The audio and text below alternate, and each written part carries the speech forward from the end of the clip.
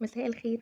فيديو بسيط كده عن خلطة المحشي وحاجة كده بسيطة هنعملها هتخلي ريحة المحشي تجيب آخر الشارع وهتقلب ريحة المكان كله، وكمان بقى الطعم يعني لا يعلى عليه. ويلا نشوف الطريقة مع بعض. بنجهز بصلة كبيرة أو متوسطة حسب اختياركم انت أو حسب الرغبة، بقطعها مكعبات صغيرة وبحطها على النار مع شوية زيت يدوب بس تدبل واللون بتاعها يبقى شفاف. بجهز بقى بهارات المحشي: كزبرة ناشفة وشوية كمون، شوية فلفل أسود والملح، وكمان شوية شطة لو حابين الأكل يكون حار، وشوية صغيرة من البابريكا، وكام فص توم كده عليهم. وبعدين بقى هدقهم وافرمهم كويس مع بعض.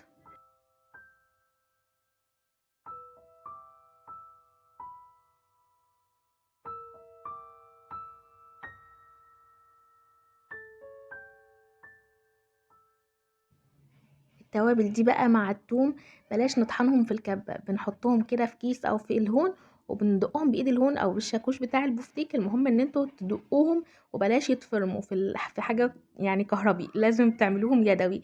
اليدوي بيخلي ريحة التوم تعمل مقاومة كده، كل ما بتدقوا عليه الريحة بتاعته بتطلع اكتر والنكهة كمان بتاعته بتكون قوية.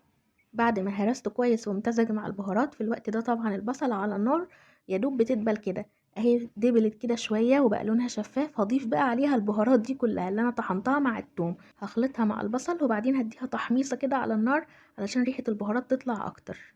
حمصتها شوية على النار. هنا بقى اختياري معلقة كبيرة من صلصة الطماطم أو معجون الطماطم، هقلبها برضو معاها وهديها تحميص على النار. وممكن كمان في الخطوة دي اختياري كمان تضيفوا مكعب مرقة وتدوها كمان تحميص على النار مع التوابل دي. بكون مجهزة عصير الطماطم، وعصير الطماطم بتاع المحشي مش بيتصفى، بنضيفه على طول كده على خلطة البهارات اللي احنا عملناها دي. وكمان مش بنخلطه جامد في الخلاط، يدوب بنديله خلطة كده على الخفيف بحيث ان هو يكون شبه المبشور. واول ما بضيفه على البهارات بغطي عليه على طول علشان الريحه تفضل جواها. برجع الحله التانية على النار وبسيبها متغطيه لحد ما تغلي. بقى حاجه صغيره كده اختياري، حابين تعملوها تمام، مش حابين تعملوها هو كده خلطه المحشي بتكون حلوه جدا.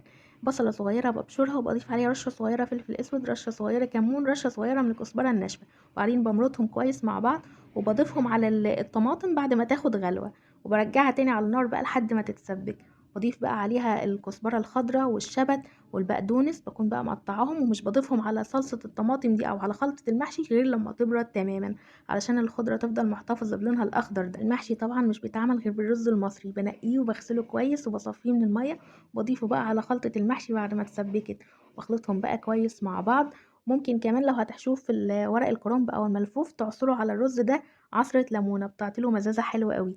اخر حاجه بقى بنجهز المحشي وبنسويه بالطريقه اللي احنا متعودين عليها. خلطه المحشي دي كمان ممكن نعملها ني في ني، بتكون صحيه اكتر.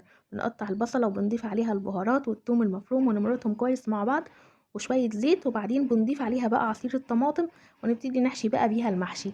بس يفضل اكتر ان هي تتعامل مع محشي الملفوف او الكرنب، لكن طريقه التسبيك دي بفضلها اكتر مع محشي الفلفل الاخضر، محشي البرنجان، ومحشي الكوسه، وكمان محشي ورق العنب، ومحشي ورق اللفت وورق الخس، دول كمان بيتحشوا.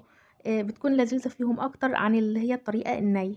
بعد الفيديو ده بقى لو كنتوا بتضيفوا البهارات كده على الطماطم كأنها صلصة عادي وانتوا بتعملوا التسبيكة بتاعة المحشي، لا جربوا أول كده ادوها تحميصة في الزيت، هتشوفوا بقى فرق في الريحة وفي الطعم، بتفرق جدا. أتمنى الفيديو يكون عجبكم. سلام.